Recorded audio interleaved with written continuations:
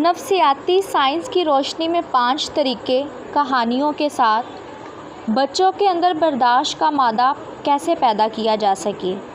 برداشت ایک ایسی خوبی ہے جو بچے کو مستقبل میں مضبوط، پرسکون اور کامیاب انسان بناتی ہے۔ جدید نفسیاتی سائنس کہتی ہے کہ یہ خوبی بچپن ہی سے پروان چڑھائی جا سکتی ہے اگر ماں باپ صحیح طریقے اختیار کرے تو۔ آئیں دیکھتے ہیں کہ ماں باپ کس طرح کہانیوں اور روزمرہ کی مثالوں کے ذریعے اپنے بچوں کے اندر صبر اور برداشت پیدا کر سکتے ہیں۔ پوائنٹ نمبر 1، رول ماڈل بنے۔ ایک بار احمد کے گھر میں بجلی چلی گئی۔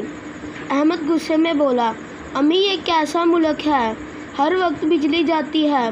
لیکن احمد کے ابو مسکرا کر بولے، کوئی بات نہیں بیٹا، آؤ آج موم بتی کی روشنی میں کھیل کھیلتے ہیں۔ احمد نے حیران ہو کر دیکھا کہ ابو غصہ نہیں کر رہے۔ وقت گزرنے کے ساتھ احمد نے سیکھ لیا کہ مشکل وقت میں صبر کرنا ہی بہتر ہے۔ مثبت حوصلہ افزائی۔ پوائنٹ نمبر 2، مہا اپنی باری کا انتظار کر رہی تھی تاکہ جھولا جھول سکے۔ جب اس نے صبر سے اپنی باری کا انتظار کیا تو اس کی امی نے کہا، واہ بیٹی، تم نے بہت برداشت دکھائی، مجھے تم پر فخر ہے۔ مہا خوش ہوئی اور دل میں طے کیا کہ اگلی باری بھی ایسے ہی برداشت دکھائے گی۔ نفسیاتی سائنس کہتی ہے کہ یہ چھوٹی چھوٹی تعریفیں بچے کے اندر صبر کو بڑھاوا دیتی ہے۔ پوائنٹ نمبر 3، چھوٹی مشقیں اور تجربات۔ علی کو چاکلیٹ بہت پسند تھی۔ ایک دن اس کی امی نے کہا، بیٹا یہ چاکلیٹ ابھی نہیں بلکہ کھانے کے بعد ملے گی۔ علی نے تھوڑا انتظار کیا، پھر مزے سے چاکلیٹ کھائی۔ اس دن اس نے سیکھا کہ کبھی کبھی انتظار کرنے سے چیز اور بھی اچھی لگتی ہے۔ ماہرین کہتے ہیں کہ ایسی چھوٹی مشقیں بچے کو بڑے معاملات میں برداشت کرنا سکھاتی ہے۔ پوائنٹ نمبر 4، جذبات کو پہچاننا اور ان پر قابو پانا۔ ایک دن زارا کا کھلونا ٹوٹ گیا۔ وہ زور زور سے رونے لگی۔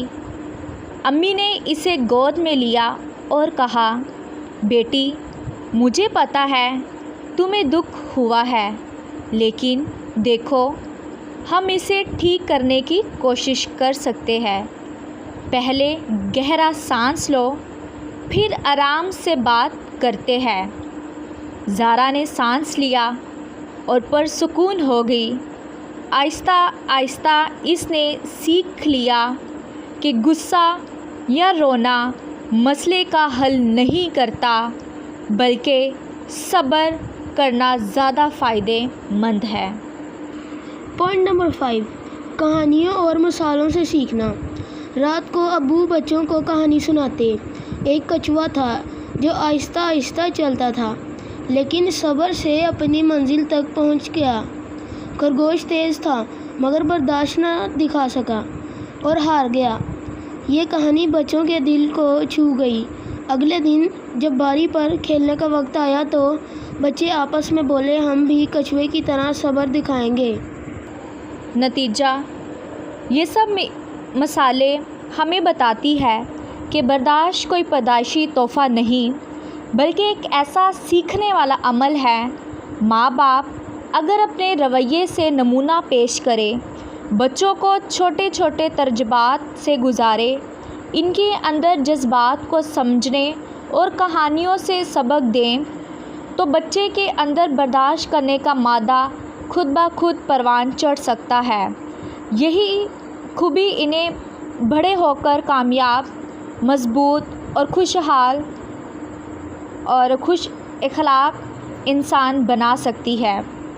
جی ہاں دوستو، آج ہم نے سیکھا ہے برداشت کے بارے میں کہ اگر لائٹ چلی جاتی ہے تو ماں باپ بھی ساتھ میں اس بجائے اس کے کہیں کہ او ہو پاکستان میں تو مسئلہ ہی بہت ہے، ہم نے پاکستان سے باہر چلے جانا ہے، بلکہ دعا کے ساتھ، شکر گزاری کے ساتھ اچھے مثبت الفاظ کے ساتھ کہ خدا پاک ہمارے ملک کو سرفرازی دے، برکت دے، تاکہ ہمارے ملک میں سے یہ لائٹ کا مسئلہ حل ہو سکے۔ ایسے آپ بچوں کے ساتھ چھوٹے چھوٹے مثبت الفاظ بول سکتے ہیں۔